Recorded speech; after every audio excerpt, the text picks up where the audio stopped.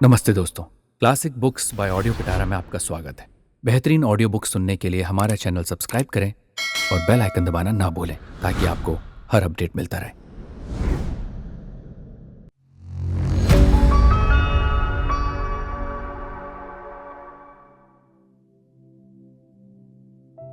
कहानी नूरी, जयशंकर प्रसाद।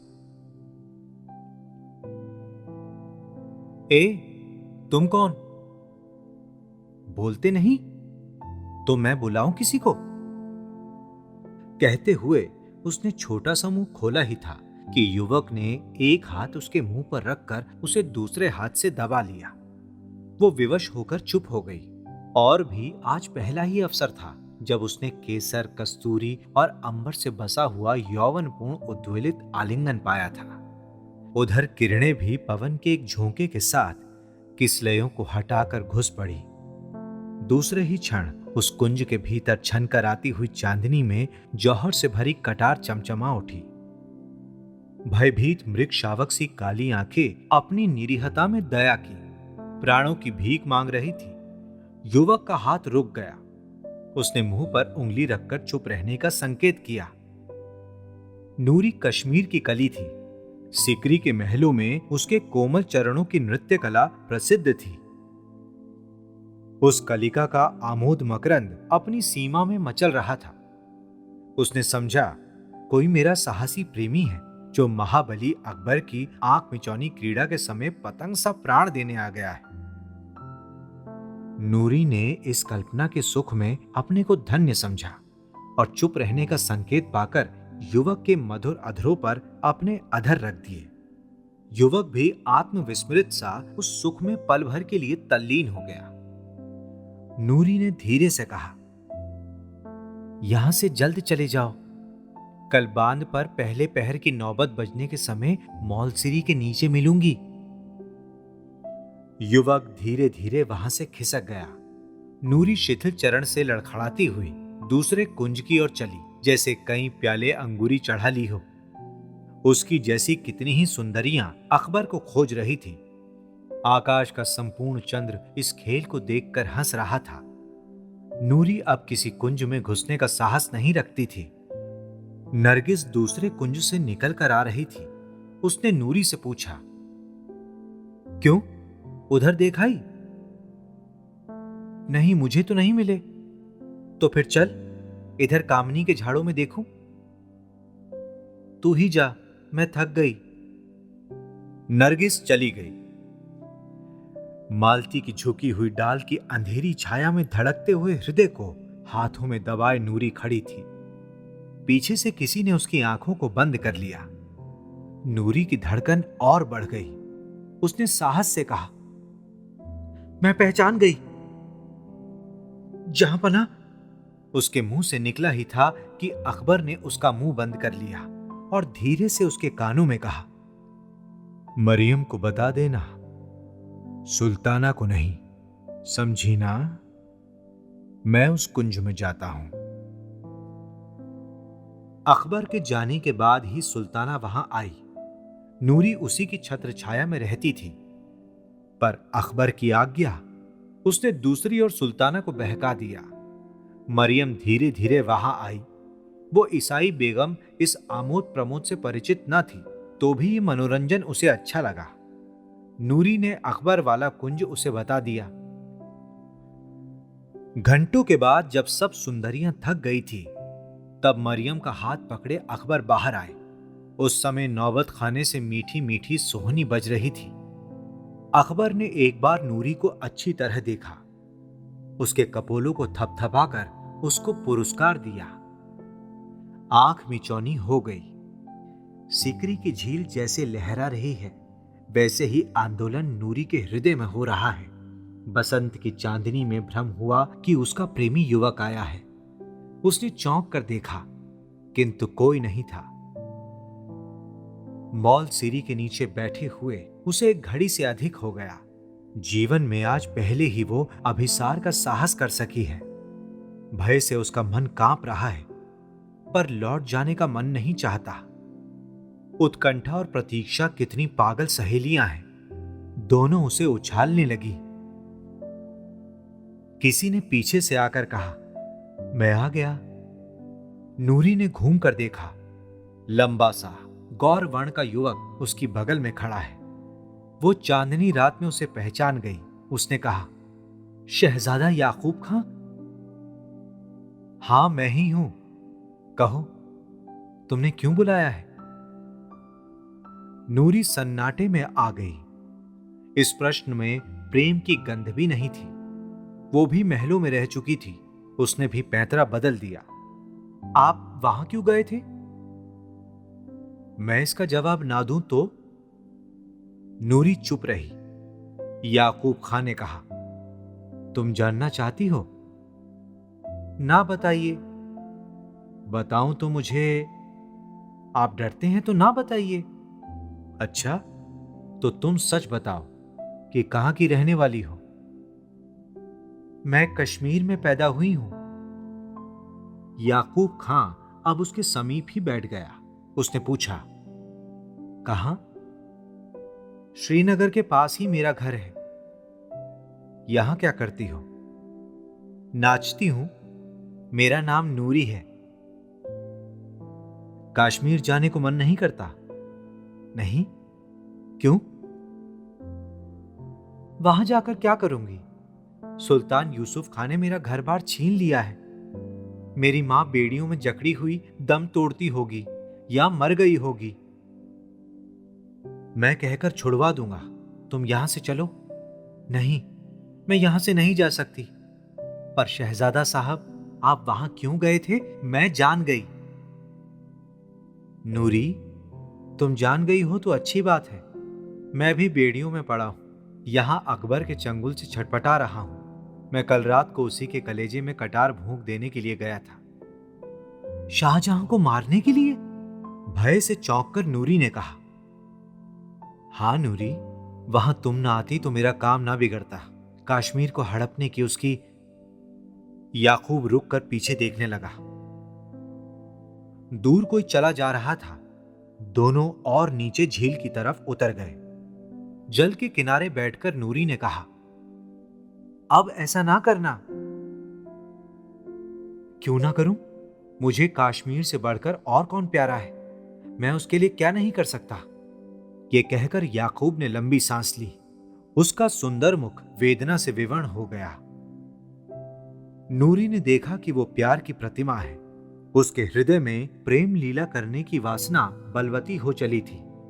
फिर ये एकांत और बसंत की नशीली रात। उसने कहा, आप चाहे कश्मीर को प्यार करते हो, पर कुछ लोग ऐसे भी हो सकते हैं जो आपको प्यार करते हो। अरे पागल, मेरे सामने एक ही तस्वीर है। फूलों से भरी, फलों से लदी हुई सिंध और झेलम की घाटियों की हरियाली। मैं इस प्यार को छोड़कर दूसरी ओर। चुप रहिए शहजादा साहब, चुप रहिए। आप धीरे से नहीं बोल सकते तो चुप रहिए। ये कहकर नूरी ने एक बार फिर पीछे की ओर देखा। वो चंचल हो रही थी, मानो आज ही उसके वसंतपूर्ण यौवन की सार्थकता है। कहते हैं कि तपस्वी को डिगाने के लिए स्वर्ग की अप्सराएं आती हैं। आज नूरी अप्सरा बन रही थी। उसने कहा, तो मुझे कश्मीर ले चलिएगा। याकूब के समीप और सटकर भयभीत सी होकर वो बोली, बोलिए, मुझे ले चलिएगा। मैं भी इन सुनहरी बेड़ियों को तोड़ना चाहती हूं। तुम मुझको प्यार करती हो नूरी? दोनों लोगों से बढ़कर। नूरी उन्मादिनी हो रही थी। पर मुझे तो अभी एक बार फिर वही करना है जिसके लिए तुम मना करती हो। बच जाऊंगा तो देखा जाएगा। यह कहकर याकूब ने उसका हाथ पकड़ लिया। नूरी नीचे से ऊपर तक थरथराने लगी।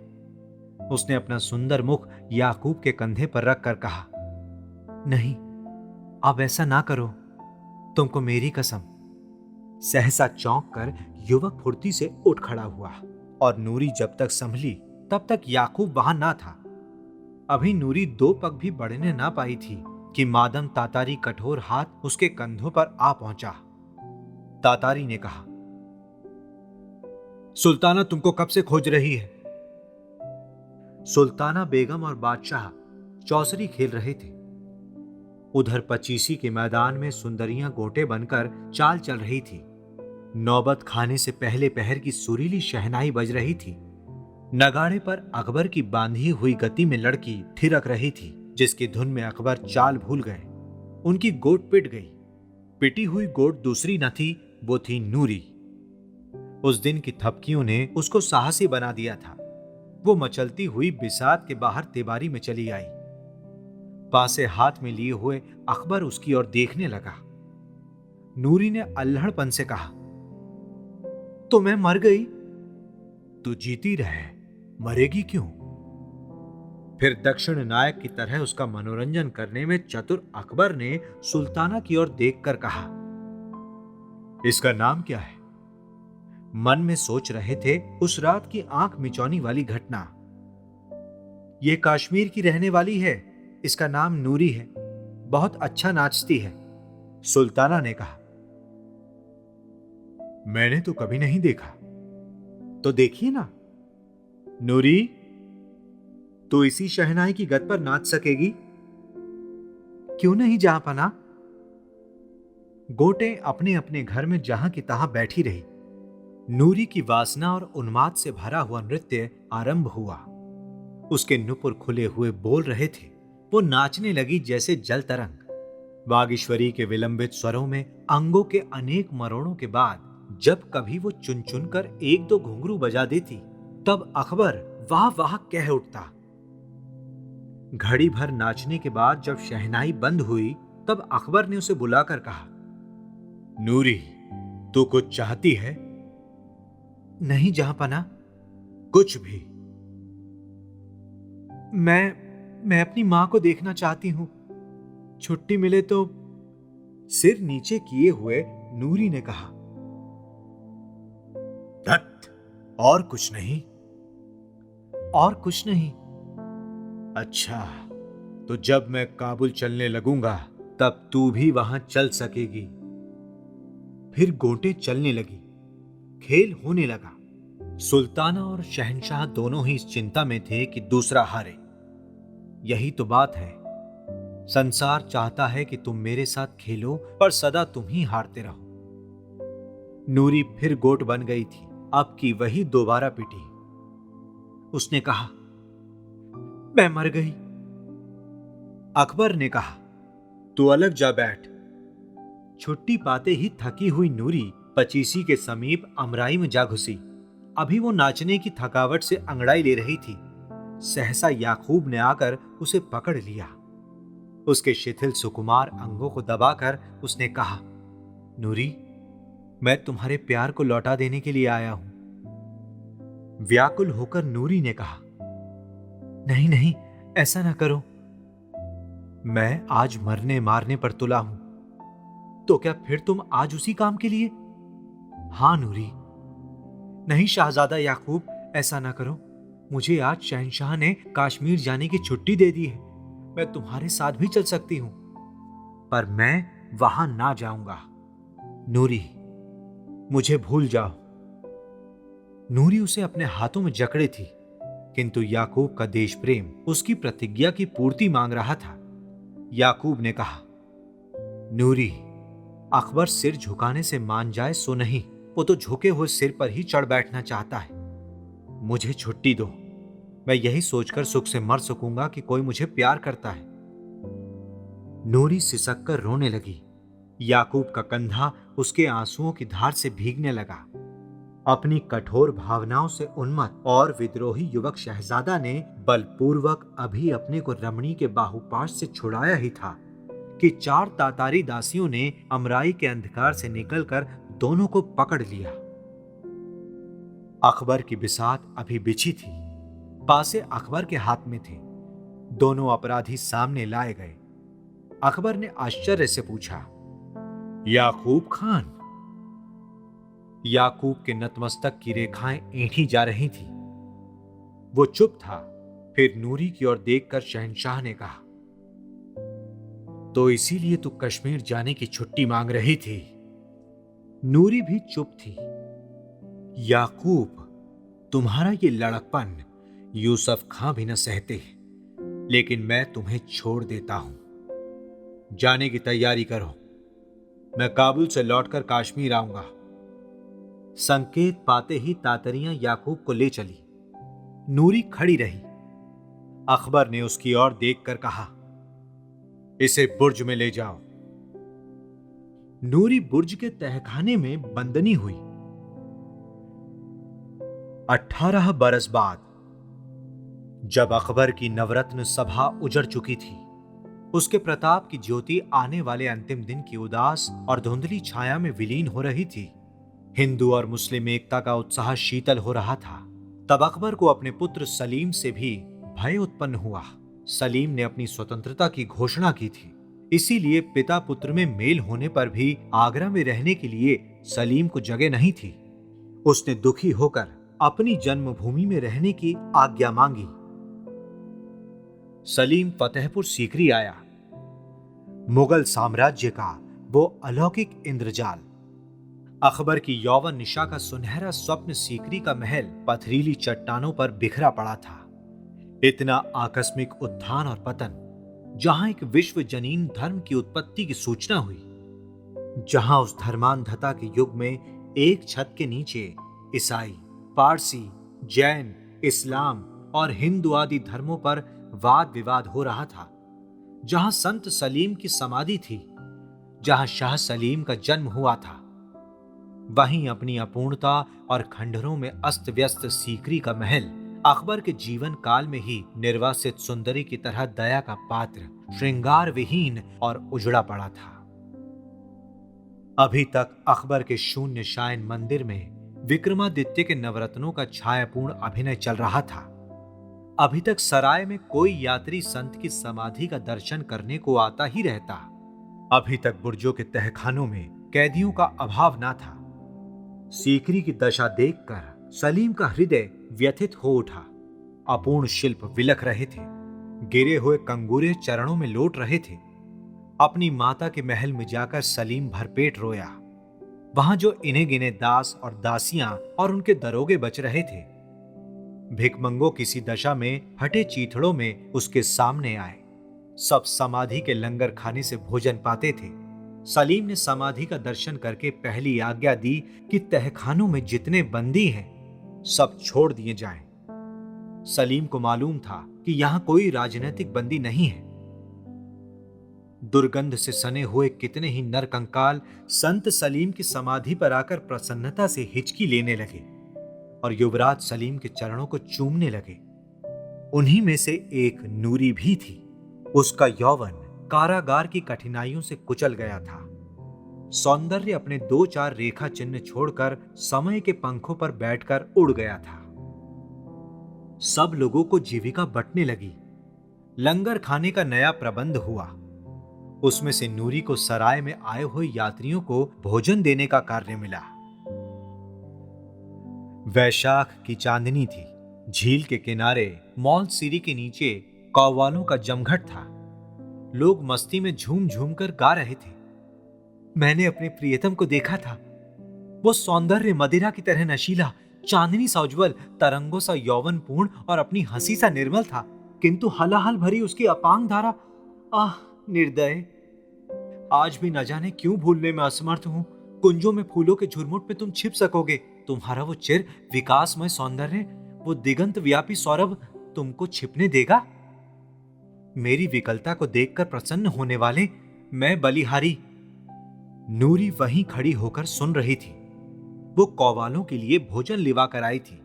गाढ़े का पायजामा और कुर्ता, उस पर गाढ़े की ओढ़नी, उदास और दयनीय मुख पर निरीहता की शांति।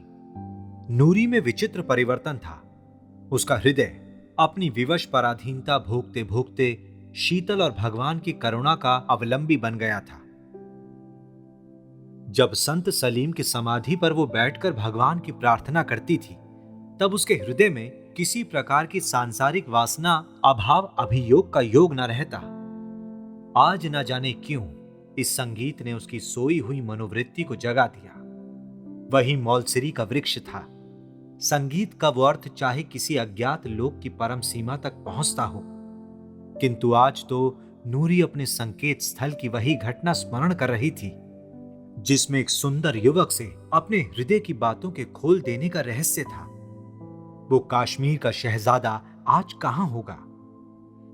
नूरी ने चंचल होकर वहीं थालों को रखवा दिया और स्वयं धीरे धीरे अपने उत्तेजित हृदय को दबाए हुए संत की समाधि की ओर चल पड़ी। संगमरमर की जालियों से टिककर वो बैठ गई। सामने चंद्रमा की किरणों का समारोह था। वो ध्यान में निमग्न थी। उसकी निश्चल तन्मयता के सुख को नष्ट करते हुए किसी ने कहा, नूरी, क्या अभी सराय में खाना ना जाएगा? वो सावधान होकर उठ खड़ी हुई। लंगर खाने से रोटियों का थाल लेकर सराय की ओर चल पड़ी। सराय के फाटक पर पहुंचकर वो निराक्षित भूखों को खोज खोज कर रोटियां देने लगी। एक कटोरी के समीप पहुंचकर उसने देखा कि एक युवक टूटी हुई खाट पर पड़ा करहा रहा है। उसने पूछा, क्या है भाई, तुम बीमार हो क्या? मैं तुम्हारे लिए कुछ कर सकती हूं तो बताओ। बहुत कुछ, टूटे हुए स्वर में युवक ने कहा। नूरी भीतर चली गई। उसने पूछा, क्या है, कहिए। पास में पैसा न होने से ये लोग मेरी खोज नहीं लेते। आज सवेरे से मैंने जल नहीं पिया। पैर इतने दुख रहे हैं, उठ नहीं सकता। कुछ खाया भी ना होगा। कल रात को यहां पहुंचने पर थोड़ा सा खा लिया था। पैदल चलने से पैर सूज आए हैं, तब से यूं ही पड़ा हूं। नूरी थाल रखकर बाहर चली गई। पानी लेकर आई। उसने कहा, लो, अब उठकर कुछ रोटियां खाकर पानी पी लो। युवक उठ बैठा। कुछ अन्न जल पेट में जाने के बाद जैसे उसमें चेतना आ गई। उसने पूछा, तुम कौन हो? मैं लंगर खाने में रोटियां बांटती हूं। मेरा नाम नूरी है। जब तक तुम्हारी पीड़ा अच्छी ना होगी, मैं तुम्हारी सेवा करूंगी, रोटियां पहुंचाऊंगी, जल रख जाऊंगी। घबराओ नहीं, यह मालिक सबको देखता है। युवक की विवर्ण आंखें प्रार्थना में ऊपर की ओर उठ गई। फिर दीर्घ निश्वास लेकर उसने पूछा, क्या नाम बतलाया? नूरी ना? हां, यही तो। अच्छा, तुम यहां महलों में जाती होगी? महल? हां, महलों की दीवारें तो खड़ी हैं। तब तुम नहीं जानती होगी, उसका भी नाम नूरी था। वो कश्मीर की रहने वाली थी। उससे उससे आपको क्या काम है? मन ही मन कांपकर नूरी ने पूछा। मिले तो कह देना कि एक अभागे ने तुम्हारे प्यार को ठुकरा दिया था। वो कश्मीर का शहजादा था, पर अब तो भिखमंगे से भी। कहते कहते उसकी आंखों से आंसू बहने लगे। नूरी ने उसके आंसू पोंछकर पूछा, क्या अब भी उससे मिलने का मन करता है? वो सिसक कर कहने लगा, मेरा नाम याकूब खां है। मैंने अकबर के सामने तलवार उठाई और लड़ा भी। जो कुछ मुझसे हो सकता था वो कश्मीर के लिए मैंने किया। इसके बाद बिहार के भयानक तहखाने में बेड़ियों से जकड़ा हुआ कितने दिनों तक पड़ा रहा। सुना है कि सुल्तान सलीम ने वहां के अभागों को फिर से धूप देखने के लिए छोड़ दिया है। मैं वहीं से ठोकरे खाता हुआ चला आ रहा हूं। हथकड़ियों से छूटने पर किसी अपने प्यार करने वाले को देखना चाहता था। इसी से सीकरी चला आया। देखता हूं कि मुझे वो भी ना मिलेगा।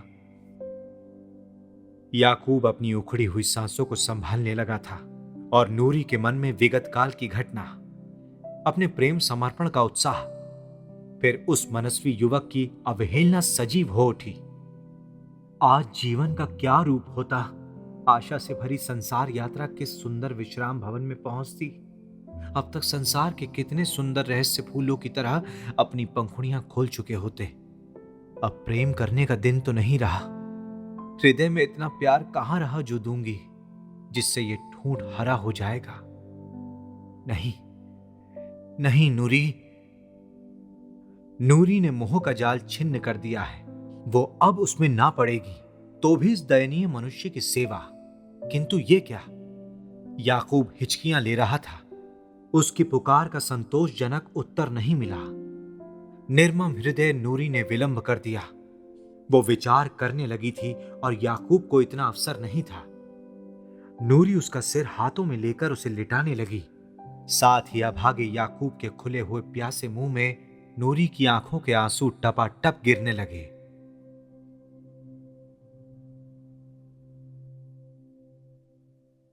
ऐसी ही इंटरेस्टिंग किताबें कुछ बेहतरीन आवाजों में सुनिए सिर्फ ऑडियो पिटारा पर। ऑडियो पिटारा सुनना जरूरी है। दोस्तों, आपको ये कहानी कैसी लगी हमें जरूर बताइएगा। लाइक और कमेंट कीजिए और अपने दोस्तों के साथ ये कहानी जरूर शेयर कीजिए। Thank you so much. Audio पिटारा सुनना जरूरी है।